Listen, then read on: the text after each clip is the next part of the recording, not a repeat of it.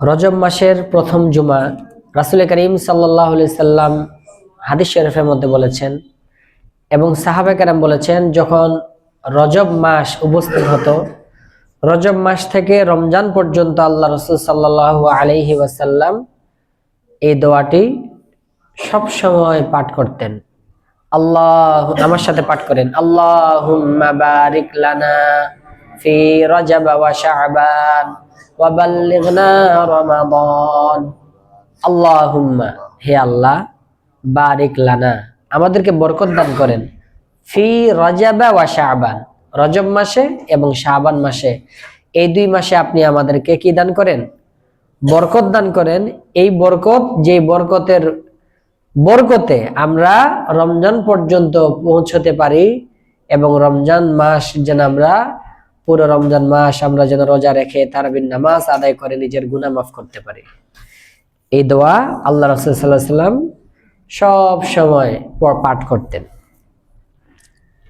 বাথরুমে না, ঢিলা করা অবস্থায়, বাথরুমের অবস্থায়, এই সময়গুলিতে না, বাকি যেই সমস্ত সময় তিনি হাঁটাফেরা চলাফেরা করতেন, মসজিদে বসে থাকতেন, দিনের কাজ করতেন, সময় পেলে তিনি এই দোয়াটি বেশি বেশি করে পাঠ করতেন। আমি আপনাদের সামনে সূরা নিসার একটি আয়াত তেলাওয়াত করেছি, 5 নম্বর পারার 11 নম্বর পৃষ্ঠা। এই আয়াতে আল্লাহ বলেন, ওয়াদ্দু লাউ তাকফুরুনা কামা কাফারু ফাতাকুনুনা সাওয়া।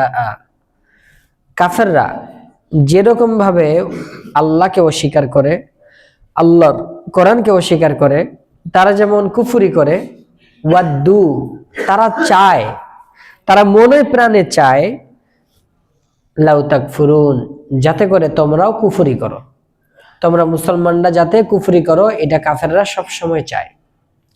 তোমরা যেন তাদের পূজার মণ্ডপে গিয়ে তাদের সাথে গীতা পাঠ করো, তোমরা যেন গির্জায় গিয়ে তাদের সাথে বাইবেল পাঠ করো, তাদের ধর্মীয় কালচারগুলো তোমরা যেন অনুসরণ করো। এটা খ্রিস্টান, ইহুদি, সমস্ত কাফের, হিন্দুরা এগুলো চায় মুসলমানরা যেন আমাদের সাথে কি করে, আমাদের মতো করেই চলে এবং আমাদের কালচার অনুসরণ করে।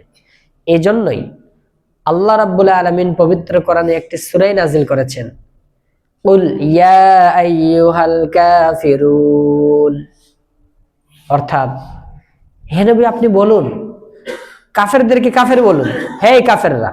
ইয়া আইয়ুহাল কাফিরুন মানে হে কাফেররা, লা আ'বুদু মা তা'বুদুন, তোমরা যার পূজা করো আমি তার পূজা করি না। ওয়ালা আনা আবিদুম মা আবাদতুম, আমি যার ইবাদতকারী তোমরা তার ইবাদত করো না। ওয়ালা আনতুম আবিদুনা মা আ'বুদ, এবং আমি যার ইবাদত করি তোমরা তার ইবাদতকারী নও। লাকুম দীনুকুম ওয়ালিয়া দীন, তোমাদের কর্ম তোমাদের জন্য, আমাদের কর্ম আমাদের জন্য। এখানে অনেকে ভুল তর্জমা করে, তোমাদের ধর্ম তোমাদের জন্য, আমাদের ধর্ম আমাদের জন্য। দিন মানে ধর্ম ঠিক আছে, কিন্তু এই জায়গায় দিন মানে কর্ম। যদি এখানে ধর্মের তর্জমা তুলেন, তোমাদের ধর্ম তোমাদের কাছে, আমাদের ধর্ম আমাদের কাছে, মানে তোমাদের ধর্ম ঠিক, আমাদের ধর্ম কি ঠিক, কিন্তু আল্লাহ তাআলার কাছে ইসলাম ধর্ম ছাড়া আর অন্যান্য ধর্ম ঠিক না বেঠিক? বেঠিক। এজন্য আল্লাহ কোরআনে বলেছেন, ইন্নাদ দীনা ইনদাল্লাহিল ইসলাম, একমাত্র আল্লাহর নিকট মনোনীত ধর্মই হলো কি? ইসলাম। কিন্তু খ্রিস্টানরা, তারা তাদের একটা বই লেখছে, খ্রিস্টানরা বই লেখছে কোরআনের আলোকে সত্যের পথ, জান্নাতের পথ। কিসের আলোকে? আবার লেখছে কারা? খ্রিস্টানেরা। এজন্য তাদের শুধু কোরআনের বই, কোরআনের কাহিনী এগুলা দেখে আপনারা বই কিনবেন এমন কিনতে পারবেন না, বইয়ের লেখক দেখে কিনতে হয় বই। তারা এই বইয়ের মধ্যে লিখে রাখছে, সমস্ত ধর্মের চেয়ে ইসলাম ধর্মটা বেস্ট ধর্ম, তার মানে সবচেয়ে ভালো ধর্ম। তার মানে কি? ইসলাম ধর্মটা ভালো, সবচেয়ে ভালো, কিন্তু খ্রিস্টান ধর্মটা একটু কম ভালো, এটা তারা বুঝাচ্ছে। কিন্তু খ্রিস্টান ধর্ম কি ভালো? ভালো না। কেন? তৎকালীন যুগে যখন ঈসা আলাইহিস সালাম ছিলেন তখন ভালো ছিল, কিন্তু যখন নবী মুহাম্মদ সাল্লাল্লাহু আলাইহি সাল্লাম পৃথিবীতে আসলেন এবং তার উপর কোরআন নাজিল হইল, যেদিন তিনি নবুয়ত লাভ করেছেন, আমাদের নবীজি যেদিন কোরআনের নবুয়ত লাভ করেছেন, সেদিন থেকেই পূর্বের যুগের সমস্ত নবীদের আহকাম, পূর্ববর্তী সমস্ত কিতাব, সমস্ত আহকাম কি হয়ে গেছে? রহিত হয়ে গেছে, বাতিল হয়ে গেছে। যেমন ফার্মাসিতে অনেক ঔষধ থাকে, কিছু ঔষধের ডেট আছে, খাওয়া যায়, আবার কিছু ঔষধ কি আছে? Date expire. এগুলো কি করা যাবে না? খাওয়া যাবে না। এগুলো খাইলে কি হবে? আপনার শরীর আরো কি হবে? ক্ষতিগ্রস্ত হবে। এজন্য ঔষধ দেখলেই যে ভালো এমন নয়, ধর্ম দেখলেই যে ভালো এমন নয়। তাদের ধর্মে অনেক ভালো কথা আছে, এগুলোর জন্য আপনি ভালো কথা শুনেই যে সেদিকে ধাবিত হবেন, সেদিকে আকৃষ্ট হবেন, এর সুযোগ আপনার নাই। তার দলিল, ওমর রাদিয়াল্লাহু তাআলা আনহু একদিন তাওরাত কিতাব সামনে নিয়ে তিনি পাঠ করতেছেন। তাওরাত কিতাব নাজিল হয়েছে কার উপরে? মুসা আলাইহিস সালামের উপরে। আর ইনজিল কিতাব নাজিল হয়েছে ঈসা আলাইহিস সালামের উপরে। তো ওমর রাদিয়াল্লাহু তাআলা আনহু, তিনি তো বিনা হিসেবে জান্নাতি। ওমর রাদিয়াল্লাহু তাআলা আনহু একদিন কি করতেছেন? তিনি তাওরাত কিতাব পাঠ করতেছেন। নবী করিম সাল্লাল্লাহু আলাইহি সাল্লাম হঠাৎ তার সামনে চলে আসলেন, এসে বললেন, ওমর তুমি কি পাঠ করো? ওমর রাদিয়াল্লাহু তাআলা আনহু বললেন যে আমি তাওরাত কিতাব পাঠ করি, এখানকার অনেক কথা আছে যেগুলো আমাদের কি লাগে? ভালো লাগে, এই জন্য এগুলো পাঠ করি। হাদিস শরীফে আছে, মুসলিম শরীফের হাদিস, নবী করিম সাল্লাল্লাহু আলাইহি সাল্লামের চেহারা রক্তিম হয়ে গেল, এমন ভাবে তিনি রাগান্বিত হলেন, তার মুখটা রক্তিম হয়ে গেল। কান্নামা ফুকিয়া ওয়াজনাতাইহি হাব্বুর রুম্মান, যেন আনারের রস তার চেহারায় নিংড়ানো হয়েছে। তিনি তার মুখ ঘামে গেল। রাসূল করিম সাল্লাল্লাহু আলাইহি সাল্লাম তখন ওমর রাদিয়াল্লাহু তাআলা আনহুকে বললেন, ওমর, তাওরাত কিতাব তো দূরের কথা, আমি নবী হওয়ার পর যদি মুসা নবীও জীবিত থাকতেন, কে? যদি মুসা নবী, ঈসা নবী, সমস্ত নবীরা জীবিত থাকতেন, আমি নবীর আনুগত্য করা ছাড়া তাদের কোনো নাজাতের উপায় ছিল না। সুবহানাল্লাহ। এই হাদিস থেকে আরেকটা জিনিস আমাদের কাছে স্পষ্ট করা যায়। অনেকেই আছে যে বাইবেল থেকে অনেক রেফারেন্স দেয়, অনেক পণ্ডিতেরা গীতা থেকে রেফারেন্স দেয়, অনেক পণ্ডিতেরা ইনজিল কিতাব থেকে রেফারেন্স দেয় এবং অন্য ধর্মতত্ত্বে কি কি আছে সেগুলো উপস্থাপন করে, তাতে আমরা শিহরিত হই, আমাদের ভালো লাগে। কিন্তু তাদের সমস্ত কিতাব যদি এক জায়গায় করেন, কোরআনের একটি আয়াতের মর্যাদার সম পরিমাণের কাছে পৌঁছাবে না। এজন্য নাজাত পাওয়ার জন্য কোরআনই যথেষ্ট। অন্য কিতাব, সেগুলো আসমানি কিতাব, এগুলা মানবো আমরা, কিন্তু সেগুলার অনুসরণও করা যাবে না, সেগুলাকে মানাও যাবে না। তাহলে কাফেররা চায়, ওয়াদ্দু লাউ তাকফুরুনা, কাফেররা চায় তোমরা যেন তাদের মতো করে কুফরি করো। কাফারু মানে আই বিকুফরিহিম, তোমরা যেন কাফেরদের মতোই কুফরি করো, খানা পিনায়, লেবাসে পোশাকে, চলাফেরায়, আচার আচরণে, ইনসাফ কায়েমের ক্ষেত্রে সবকিছুতে তোমরা যেন কি করো? কাফেরদের মতোই চলাচল করো। আমরা খানা খাই, খানার শুরুতে সুন্নাত নিয়ম কি? আমরা অনেকেই জানিও না যে খানার সুন্নত কি কি। প্রথমে দস্তরখানা বিছাতে হয়। কি বিছাতে হয়? দস্তরখানা।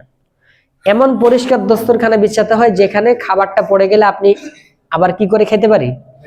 কুড়ায় খেতে পারি। প্রথমে দস্তরখানা বিছানো। এখন তো বিভিন্ন রেক্সিন পাওয়া যায় বা ভালো ভালো জিনিস পাওয়া যায়, ওগুলো চারকোনা বা গোল কিনে আপনি খাইতে পারেন। তারপরে প্লেট নিলেন, প্লেটে খাবার যখন সামনে আসে তখন আল্লাহর প্রশংসা করা, আল্লাহুম্মা বারিক লানা ফিমা রাযাকতানা ওয়া কিনা আযাবান নার। যখন খাবার শুরু করতেছি বিসমিল্লাহি ওয়া আলা বারাকাতিল্লাহ, যখন খাবারটা ভিতরে নিচ্ছি তখন আলহামদুলিল্লাহ, পানি যখন পান করতেছি বিসমিল্লাহ, যখন খাচ্ছি তখন কি? আলহামদুলিল্লাহ। কেননা আমরা খাবারটা মুখে দেই, কিন্তু এই খাবারের এই যে আমাদের লোকমা, আমাদের গ্রাস, এটা ভিতরে গলা থেকে নিচে নিয়ে যায় কে? আল্লাহ। আল্লাহ যদি এখানে আটকায় দেয়, আমার কি সাধ্য আছে এটাকে ভিতরে নেওয়ার? সুতরাং এখানে একটা জিনিস দেখেন, মানুষের ক্ষমতা মুখ পর্যন্ত। এই মুখের 4 আঙ্গুল বা 4 ইঞ্চি নিচে যে গলা, এখানে তার আর কোনো কি নেই, কর্তৃত্ব নেই। মানুষকে আল্লাহ তাআলা সাময়িক ক্ষমতা দিছে। আমরা 2 পা দিয়ে হাঁটতে পারি, 1 পায়ের উপর দাঁড়ায় থাকতে পারি, কিন্তু একই সঙ্গে 2 পায়ের উপর দাঁড়ায় থাকতে পারবো? তার মানে মানুষ স্বয়ং সম্পূর্ণ না, মানুষ অসম্পূর্ণ। মানুষ পূর্ণতা লাভ করতে পারবে না যতক্ষণ পর্যন্ত সে জান্নাতে যাবে না। খাবার দাবারে আমরা কুফরি করি, খ্রিস্টানদের মতো খাই, কাফেরদের মতো খাই। ডান হাত দিয়ে সিগারেট খায়, আবার বাম হাত দিয়ে চা খায়। বলেন চা এটা কি হারাম না হালাল? হালাল জিনিসটা খাচ্ছে বাম হাত দিয়ে, অথচ সিগারেট এটা কি হালাল না হারাম? এটা খাচ্ছে ডান হাত দিয়ে। শুধু এটা একটা বিষয় আমি বললাম, এরকম আরো অনেক বিষয় আছে যেগুলোতে খানার সুন্নতের মধ্যে আমাদের নবীজির সুন্নতের অনুসরণ করা দরকার। আমরা যখন মসজিদে প্রবেশ করি কোনো খেয়াল করি না, বাম পা দিয়ে প্রবেশ করি, বাম পা দিয়ে প্রবেশ করতেছি, দোয়া ছাড়া ঢুকতেছি। অথচ মসজিদে ঢুকার 5টি সুন্নত। কয়টি সুন্নত? বের হওয়ার 5টি সুন্নত। তাহলে সকালে 5টি সুন্নত, ফজরে, জোহরে, আসরে, মাগরিবে 5 10 50। যদি আপনি নিয়ত করেন দৈনিক 50টি করে শুধু মসজিদে প্রবেশ করার আর বের হওয়ার সওয়াব আপনি পাচ্ছেন। অনুরূপভাবে বিভিন্ন বিষয়ে, যেমন আমাদের লেবাস পোশাক, পাঞ্জাবি, প্যান্ট, শার্ট এগুলো পরে নামাজ হবে, কিন্তু সুন্নাত পাঞ্জাবি নিসফে সাক জামা, এটা হলো সুন্নাত। রাসূল করিম সাল্লাল্লাহু আলাইহি সাল্লাম নিসফে সাক জামা পরেছেন, ইয়ামানি চাদর পরেছেন এবং ইয়ামানি কাপড়ের তিনি জামা পরেছেন। অনেকে প্রশ্ন করতে পারে যে আরবের গরম বেশি, মরুভূমির ধুলা হলো গরম, এখান থেকে বাঁচার জন্য তারা জুব্বা পরতো। বলছেন না, যদি এটা আরবের কালচারই হইতো তাহলে আরবের কালচার হচ্ছে দাড়ি রাখা। আপনি যদি আরবের কালচার মনে করে পাঞ্জাবি না পরেন, তাহলে আরবের কাফেররাও দাড়ি রাখতো। আবু জেহেলের বড় বড় দাড়ি ছিল, ফেরাউনের দাড়ি ছিল, উতবা, সাইবা, যত বড় বড় কাফেররা ছিল সবার কি ছিল? দাড়ি ছিল। তো এটাকে আপনি কি বলবেন, এটা ইসলামের লেবাস নাকি সৌদি আরবের লেবাস, মানে আকৃতি ইসলামের? এজন্য সবকিছুতে আমরা এমন, আমাদের চিন্তায় চেতনায় কাফেররা, ইংরেজরা এমন বিষ বাষ্প ঢুকাই দিয়েছে যে আমরা সবকিছুতে তাদেরকে অনুসরণ করি। এজন্য আমি এই আয়াতটা পাঠ করেছি, কাফেররা চায় তোমরা যেন তাদের মতো কুফরি করো। ঠিক তদ্রূপ কাফেররা 31st নাইট ডে, একটা বছর অতিবাহিত হয়ে যখন যায়, নতুন বছর আসে, সেই দিনটাকে তারা উৎসব হিসেবে পালন করে। কি হিসেবে পালন করে? উৎসব। কিন্তু মুসলমানের উৎসব মাত্র 2টি, 2 ঈদ, রোজা ঈদ এবং কুরবানি ঈদ। কিন্তু এই 31st নাইট ডের যে উদযাপন, যে রাতকে কেন্দ্র করে মানুষ লক্ষ কোটি কোটি টাকা ব্যয় করে, টাকা অপচয়ের গুনাহ, গানের গুনাহ, অবাধ মেলামেশার গুনাহ, সমস্ত মানুষকে কষ্ট দেওয়ার গুনাহ, সব ধরনের গুনাহ আজকে আমরা মুসলমানরা করছি।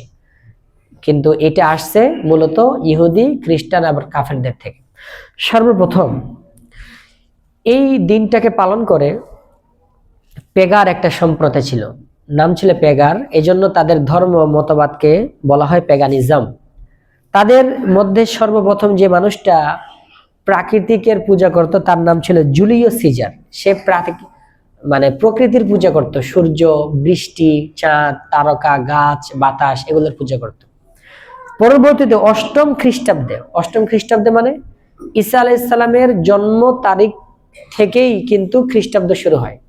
নবী করিম সাল্লাল্লাহু আলাইহি সাল্লামের 500 বছর আগে ঈসা আলাইহিস সালামের জন্ম। ঈসা আলাইহিস সালামের যুগ থেকেই কি খ্রিস্টানদের এই ইংরেজি সন কি হয়ে আসতেছে, আমাদের কাছে আসতেছে। 8ম খ্রিস্টাব্দীতে বাদশা জুলিয়েট এই উৎসবের নাম দেয় নৌরোজ। নৌ ফার্সি মানে নৌ মানে নতুন, রোজ মানে দিন। সুতরাং ফার্সি ভাষাটা নবীজির অনেক আগ থেকে ছিল, 300 বছর আগ থেকে চালু হয়েছে, 400 বছর আগে। তো বাদশা জুলিয়েট এই দিনটিকে পালন করে। তারপর ইরানের মুশরিক বাদশা জামশেদ সে সময়ের পূজা করত। 31st নাইট ডে, জানুয়ারির 1 তারিখ যেহেতু একটা দিন, তারিখ, দিন, সময়, এই জন্য সে এই সময়ের কে উপলক্ষ করে সে এই দিনটাকে পূজনীয় হিসেবে রাখত। এবং ইংরেজরা 1762 সালে প্রথম 1 জানুয়ারিতে এই নববর্ষ সর্বপ্রথম পালন করে 1762 খ্রিস্টাব্দে। খ্রিস্টানরা মূলত পালন করে ঈসা আলাইহিস সালামের জন্ম তারিখকে লক্ষ্য করে। তারা জন্ম তারিখ যেমন 25 তারিখ, জানুয়ারির 25 তারিখ তাদের বড়দিন তারা পালন করে। সেই হিসাবে তারা এই 1762 সালে জানুয়ারিতে তারা এই 31 নাইট ডে দিনটাকে পালন করে। এটা হলো খ্রিস্টানীয় একটি কালচার। নবী করিম সাল্লাল্লাহু আলাইহি সাল্লাম হাদিস শরীফের মধ্যে বলেছেন, মান তাশাব্বাহা বিকাউমিন ফাহুয়া মিনহুম, যে খ্রিস্টানদের সাদৃশ্য কালচার এগুলো গ্রহণ করবে সে তাদেরই অন্তর্ভুক্ত। এখানে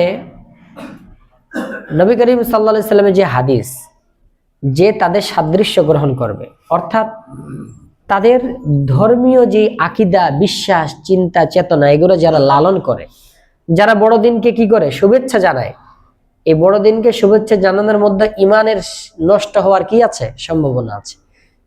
কাফেরদের, হিন্দুদের পূজাকে আপনি স্বাগতম জানাতে পারবেন না। কাফেরদের বড়দিনকে আমার স্বাগতম জানানোর কি নেই? কোনো অনুমতি নেই। তবে তাদেরকে সাহায্য করেন, টাকা পয়সা দেন, তাদের গরিব কাফেরদেরকে আপনি টাকা দেন, সাহায্য সহযোগিতা করেন, সেটা জায়েজ। কিন্তু তাদের ধর্মীয়, যেখানে আমাদের ইমানের প্রশ্ন, আকীদা বিশ্বাসের প্রশ্ন, সেখানে আমরা তাদের কি করতে পারবো না? অনুসরণ করতে পারবো না। রোমান সাম্রাজ্যের খ্রিস্টানরা জানুস নামক একটি মূর্তির পূজা করত, যে মূর্তির 2টা মাথা ছিল। রোমান সাম্রাজ্যের যারা খ্রিস্টান ছিল তাদের চিন্তা আর চেতনায় আকীদা, তাদের আকীদা বিশ্বাস ছিল এই জানুস নামক মূর্তির 2টা মাথা, একটা মাথার সামনে তারা পূজা করত এই রাতে। যে তারা বলতো আল্লাহ, মানে তারা তাদের রবকে যেভাবে ডাকার সেভাবে ডেকে বলতো, বিগত বছর তুমি আমাদেরকে যেভাবে রাখছো তোমার প্রতি আমরা কৃতজ্ঞ। এবং অপর মাথার দিকে তারা সামনে গিয়ে তারা পূজা করত এবং বলতো আগামী বছর যাতে আমরা ভালো করে থাকতে পারি সেই জন্য তুমি আমাদেরকে তৌফিক দান করো। এটা হলো খ্রিস্টানরা ওই মূর্তির কাছে চাইতো। কিন্তু খ্রিস্টানরা এই রাতে, এখন তো পৃথিবীতে ইসলামিক আইনের কিতাবে আছে খ্রিস্টানের মেয়েকে বিয়ে করা জায়েজ। খ্রিস্টানের মেয়েকে কি করা জায়েজ? বিয়ে করা জায়েজ। এই জন্য হাসিনা শেখ সংসদে বলেছিল, আমার ছেলে ইহুদিকে বিয়ে করেছে, ইহুদি মেয়েকে, তার মানে সে আহলে কিতাব, আহলে কিতাবকে বিয়ে করা জায়েজ। আহলে কিতাবকে বিয়ে করা জায়েজ, কিন্তু বর্তমান কোন পৃথিবীতে কোনো খ্রিস্টান আর কোনো ইহুদি খ্রিস্টান নাই, আর কোনো ইহুদি নেই। বাস্তবে যদি কেউ খ্রিস্টান হয়ে থাকে তাহলে তার মেয়েকে বিয়ে করা জায়েজ। কিন্তু বর্তমান পৃথিবীতে যত খ্রিস্টান আছে এরা একজন খ্রিস্টান না, এরা সব দাহরিয়া হয়ে গেছে, অর্থাৎ কমিউনিস্ট হয়ে গেছে, তারা মূর্তি পূজারী হয়ে গেছে, তারা প্রকৃতি পূজারী হয়ে গেছে। এই জন্য তাদের মেয়েকে বিয়ে করা কি যাবে না, হারাম। রোমান সাম্রাজ্যের ওই মানুষেরা, খ্রিস্টানরা জানুস নামক মূর্তির যে পূজা করতো এই রাতে, এই জানুস থেকে জানুয়ারি ওরা নামকরণ করে। এরপরে সেখান থেকেই আমাদের এই মুসলিম সমাজে এগুলো প্রবেশ করে। কিভাবে? আমাদের এই হিন্দুস্তানকে রাজত্ব করেছে খ্রিস্টানরা 200 বছর। এই 200 বছরের আগে মোগল সম্রাট এই হিন্দুস্তানকে শাসন করেছে 850 বছর। বাদশাহ হুমায়ুন, বাদশাহ আলমগীর, বাদশাহ শাহজাহান, বড় বড় বাদশারা এই হিন্দুস্তানকে শাসন করেছে। পরবর্তীতে বাদশাহ আকবরের পরে এই খ্রিস্টানরা আমাদের এই উপমহাদেশকে দখল করে নেয়। দখল করে নিয়ে তারা মুসলমানদের চিন্তায়, চেতনায়, ব্রেনে এমন ভাবে তারা তাদের কালচারের বিষবাষ্প আমাদের মাথায়, ব্রেনে ঢুকাই দেয়, তখন থেকে আমরা তাদের অনুসরণ করি এবং এই রাতটাকে আমরা যাপন করি। বলেন এই রাতটাকে এইভাবে আনন্দ করে পাপ কাজের মাধ্যমে যদি আমরা অতিবাহিত করি, এটা কি সওয়াবের কাজ না পাপের কাজ? এই রাতে অনেকগুলো খারাপই আছে। যেমন এই খ্রিস্টানরা তারা মনে করে তাদের এই আনন্দ করা, এই রাতে উৎসব করা তাদের কল্যাণ নিহিত, তাদের কামিয়াবি। কিন্তু একজন মুমিন মুসলমান, তার কামিয়াবি কোথায়? একজন মুসলমানের কামিয়াবি হলো আল্লাহ এবং তার রাসূলের আনুগত্যের মধ্যে, ঠিক কিনা? এজন্য পবিত্র কোরআনে আল্লাহ বলেছেন, সূরা বাকারা 3 নম্বর পারা 2 নম্বর পৃষ্ঠা, আল্লাহু ওয়ালিয়ুল্লাযীনা আমানু ইউখরিজুহুম মিনায-যুলুমাতি ইলান-নূর। আল্লাহ তিনি অভিভাবক আল্লাযীনা আমানু, যারা ঈমান এনেছে তাদের। ইউখরিজুহুম, আল্লাহ মুমিনদেরকে বের করেন, মিনাজ-যুলুমাত, যাবতীয় শিরকের অন্ধকার থেকে, ইলান নূর, নূরের দিকে বের করেন। বলেন সুবহানাল্লাহ। ওয়াল্লাযীনা কাফারু আউলিয়াউহুমুত তাগুতু ইউখরিজুনাহুম মিনান নূর ইলাজ-যুলুমাত। আর শয়তানের অভিভাবক হলো তাগুত, কাফেরদের অভিভাবক হলো শয়তান, তাগুত। এই শয়তানরা তাদেরকে ইসলামের আলো থেকে বের করে অন্ধকারের দিকে নিয়ে যায়। আর যারা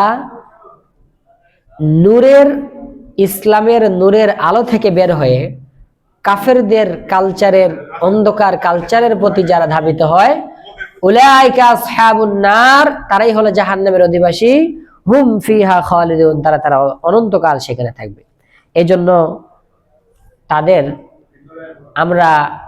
তারা মনে করে তাদের এই আনন্দ উৎসবের মধ্যে কামিয়াবি, কিন্তু ঈমানদাররা মনে করে আল্লাহ এবং তার রাসূলের আনুগত্যের মধ্যে কামিয়াবি।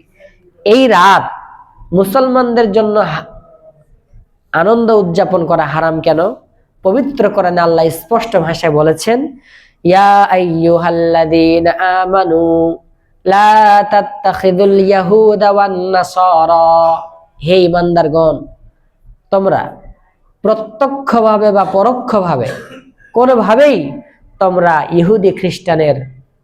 ইহুদি খ্রিস্টানকে বন্ধুরূপে গ্রহণ করিও না, তাদেরকে বন্ধুরূপে গ্রহণ করিও না।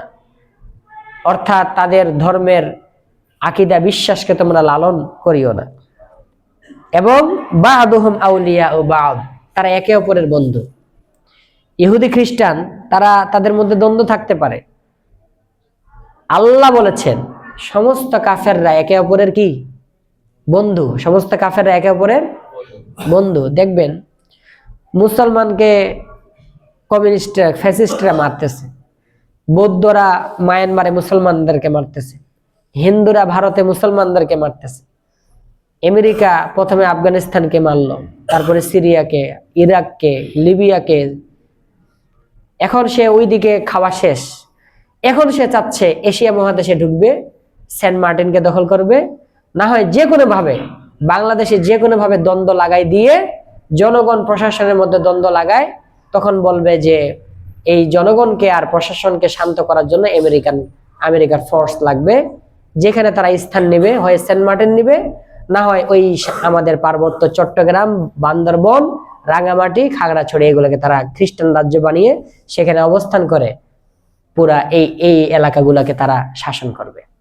এটাই তাদের উদ্দেশ্য। ওইদিকে খাওয়া শেষ, এখন ওইদিকে খাওয়া শেষ হতে না হতে এই জন্য তারা এদিকে তাদের নজর, বাংলাদেশের প্রতি তাদের নজর। কেননা এইটা দখল করতে পারলে তারা মায়ানমার, ইন্দোনেশিয়া, সিঙ্গাপুর, মালয়েশিয়া, এগুলা আমাদের দেশের খনিজ পদার্থ, সম্পদ তারা লুটপাট করে নিয়ে যেতে পারবে। এই জন্য আল্লাহ তাআলা পবিত্র কোরআনে বললেন, হে মুসলমানগণ, তোমরা ইহুদি খ্রিস্টানদেরকে কখনো বন্ধুরূপে গ্রহণ করিও না। আমাদের দেশের সমস্যা, সমস্ত কাফের। আল্লাহ বলেছেন ইহুদি কাফের, আল্লাহ বলেছেন ইহুদি আর খ্রিস্টান, কিন্তু এই দুইটা বলে আবার অন্য জায়গায় বলেছেন লা তাত্তাবিউল কাফিরিন, কাফের মানে মূর্তি পূজারী। ইন্ডিয়ার যারা মূর্তি পূজারী, তাদের অনুসরণ করা যাবে না।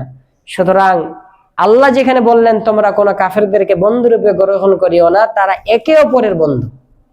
সুতরাং ওয়ামাইয়াতাওয়াল্লাহুম, তাওয়াল্লা, ইয়াতাওয়াল্লা মানে অভিভাবক মানা বা বন্ধুরূপে গ্রহণ করা।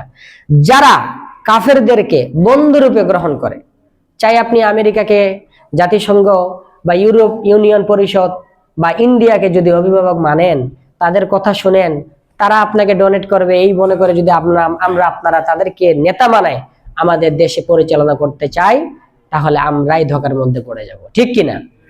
এই জন্য কাফেররা যদিও কি করে, মুসলমানের উপকার করে, এটা তাদের এই উপকারের মধ্যে উপকারের একটা উদ্দেশ্য থাকে, ক্ষতি করার। ইবলিস, এক আল্লাহর ওলি, একদিন তাহাজ্জুদ নামাজ পড়তে পারে নাই। প্রতিদিন তাহাজ্জুদ নামাজ পড়তেন, কিন্তু একদিন সে তাহাজ্জুদ নামাজ পড়তে পারে নাই। তো ওই আল্লাহর ওলি কি করছে, আজকে আমি তাহাজ্জুদ নামাজ পড়তে পারলাম না, সারাদিনে তিনি 100 রাকাত নফল নামাজ পড়ছে। কয়শো রাকাত?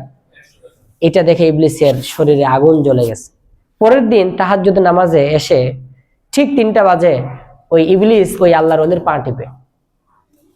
তখন তিনি যখন জাগ্রত হন, জাগ্রত হওয়ার বলে, কি ব্যাপার, তুমি কে? তো হুজুর, আপনি তাহাজ্জুদের জন্য আপনাকে ডাকছি। তখন তার হাত চেপে ধরছে, বলছে তুই কে আসলে, তুমি বলো তুমি কে? বলছে আপনি আসলে, আমি ইবলিস, আপনাকে ধোকা দিয়ে কালকে তাহাজ্জুদ নামাজ থেকে ফারেক করে রাখছিলাম, কিন্তু আপনি তাহাজ্জুদ নামাজ তো 12 রাকাত, কিন্তু আপনি দিনের নফল নামাজ পড়ছেন কয়শো রাকাত। এটা দেখে আমার আরো খারাপ লাগছে, এই জন্য আপনি 100 রাকাত নামাজ পড়ার দরকার নেই, আপনি কয় রাকাত নামাজ পড়েন, 8 রাকাতে পড়েন বা 12 রাকাত বা 4 রাকাতে পড়েন, এটাই আমার কাছে ভালো। ইবলিস যেমন তাহাজ্জুদে ডাকছে, এটা কি তার ভালো নিয়তে না খারাপ নিয়তে? কালিমাতু হাক্কিন উরিদা বিহাল বাতিল, কথা ভালো, কাজ ভালো, মতলব খারাপ। যেই ইহুদি, খ্রিস্টান, হিন্দু যারা আমাদের দেশের নেতৃস্থানীয় মানুষদেরকে অভিভাবক বানিয়ে যারা বলে তোমাদেরকে আমি উপকার করব, সুতরাং তাদের এই ইবলিসের মতো তাদের একটা উদ্দেশ্য থাকে। এই জন্য আমরা আমাদের দেশে বড় বড় স্কলার আছে, বড় বড় ইউনিভার্সিটির টিচার আছে, বড় বড় আলেম আছে। বাংলাদেশে এই পরিমাণ বড় বড় আলেম আছে, যেমন পুরো পৃথিবী ডক্টর ইউনূসকে চিনে। আমাদের বাংলাদেশের বাইতুল মুকাররমের খতিব সাহেব আব্দুল মালেক সাহেব, ডক্টর ইউনূস যেই লেভেলের ইসলামী এবং ইসলামী যেগুলো রাষ্ট্র, আমাদের দেশটা ইসলামী রাষ্ট্র না, মুসলিম রাষ্ট্র, ইসলামী রাষ্ট্র এবং পুরো দুনিয়ার যতগুলো ইসলামিক ইউনিভার্সিটি আছে, সমস্ত ইউনিভার্সিটির বড় বড় শিক্ষকরা আমাদের বাংলাদেশের এই বাইতুল মুকাররমের খতিব আব্দুল মালেক সাহেবকে সেই হিসেবে তারা চিনে। পুরো পৃথিবীতে তাকে দাওয়াত করে নিয়ে তাদের কনফারেন্সে তাকে ডাকে। তো এই পরিমাণ বড় বড় স্কলাররা থাকতে আমরা কাফেরদেরকে অভিভাবক বানাচ্ছি। সুতরাং আল্লাহ বলেছেন, ওয়ামান ইয়াতাওয়াল্লাহুম, যারা কাফেরদেরকে অভিভাবক বানাবে, বন্ধু বানাবে, ফাহুয়া মিনহুম, তারা তাদের অন্তর্ভুক্ত। ঠিক কিনা? এই জন্য আমাদের উচিত সজাগ দৃষ্টি রেখে যারা দেশের স্বার্থের সাথে কোনোদিন খেয়ানত করবে না এবং আগেও করেনি, তাদেরকে নির্বাচনে নেতা বানানো দরকার এবং আমাদেরকে সজাগ দৃষ্টি থাকা দরকার, যাতে আমাদের কোন দলের কারণে কাফেররা যেন আমাদেরকে বিভক্ত করার সুযোগ না পায়। কাফেররা চায় এই দিনে আমরা যেন তাদের সাদৃশ্যতা অবলম্বন করি। এই জন্য আমি আগে হাদিস বলেছি, যারা তাদের সাদৃশ্য অবলম্বন করবে তারা তাদের অন্তর্ভুক্ত। এবং আল্লাহ রাসূল সাল্লাল্লাহু আলাইহি ওয়াসাল্লাম হাদিস শরীফের মধ্যে বলেছেন, খালিফুল ইয়াহুদা ওয়ান নাসারা, তোমরা ইহুদি খ্রিস্টানের বিরোধিতা করো এবং তোমরা তাদের ঈদের দিনে, খুশির দিনে তাদের মন্দিরে, তাদের গির্জায় তোমরা প্রবেশ করিও না। কেননা তাতানাজ্জালু আলাইহিমুল গাযাব, তাদের ঈদের দিনে, তাদের উৎসবের দিনে, তাদের মন্দিরে, গির্জায় সব সময় কার গজব নাজিল হয়? আল্লাহর গজব নাজিল হয়। এখন আমরা কি করি? মূর্তির সময় মূর্তি পূজা দেখতে যাই, পূজার মণ্ডপে যাই, তারপরে গির্জা তো এখন আমাদের যাওয়ার সুযোগ নেই। আমরা কি করি? তাদের এই যে অনুষ্ঠানের একটা বিধর্মীয় কালচারের দিন, এই দিন আমাদের মুসলমানদের বাচ্চারা সবচেয়ে বেশি হয়ে উল্লাস করে। তারা বোম ফুটায়, পটকা ফুটায়, মানুষকে কষ্ট দেয় এবং তারা নাচ গান করে। কিন্তু এই নাচ গান, নেতারা বলে ধর্ম যার যার, উৎসব তার তার, এটা কি সত্য? এটা হ্যাঁ, না, এটা সম্পূর্ণ একটা কুফরি মতবাদ। যারা এই সমস্ত কথা বলে তারা আসলে কুফরির গুনার মধ্যে তারা লিপ্ত আছে।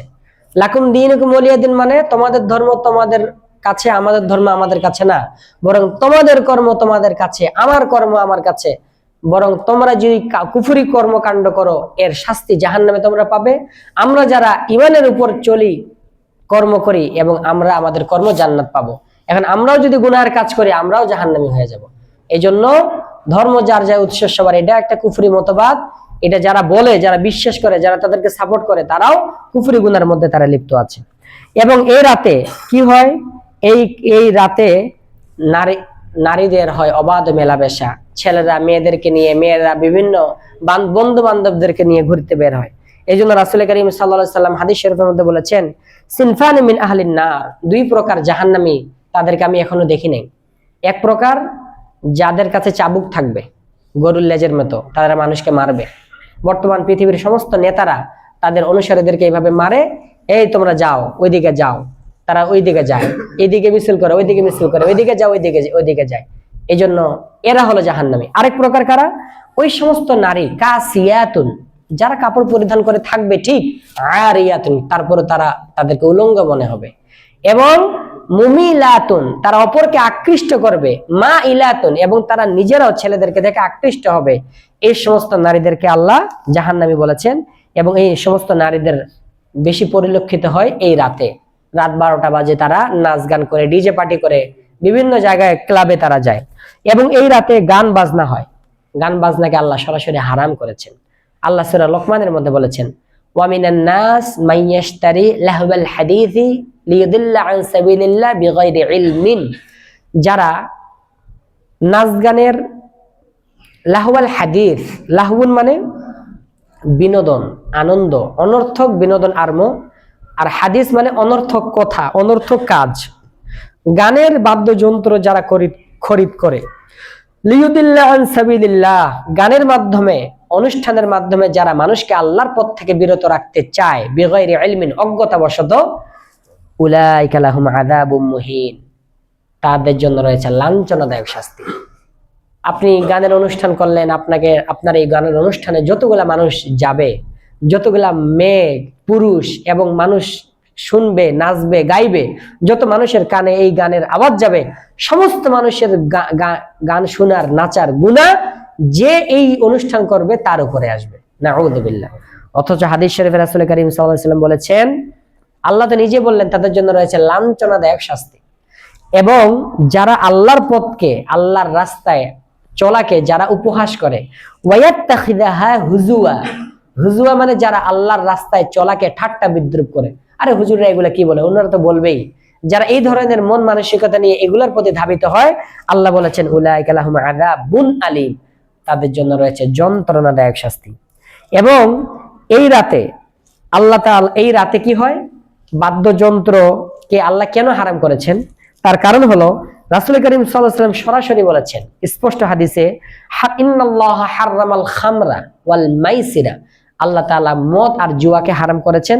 ওয়াল কুবাতা, কুবাতা মানে আত-তাবলা, তবলা মানে ওই যে তবলা যেটা বড় বড় কি আছে ব্যান্ড শতে বাজায়, ডিগ ডিগ যেটা করে, কি করে পায়ে যেটা বাজায় ওটা ডিগ ডিগ। আসলে আমাদের হুজুর বলতেন ওটা ডিগ ডিগ না, যেটা বড় বক্স গামলা, ডিগ ডিগ মানে দজক দজক, কি এটাকে বলে দজক দজক, দজক দজক, এটা তার ভাষায় সে দজক দজক বলে। যারা বাজাচ্ছে, যারা গান গাচ্ছে, যারা নাচতেছে, যারা শুনতেছে, যারা মজা নিচ্ছে, সবাই দজক দজক মানে দজকি।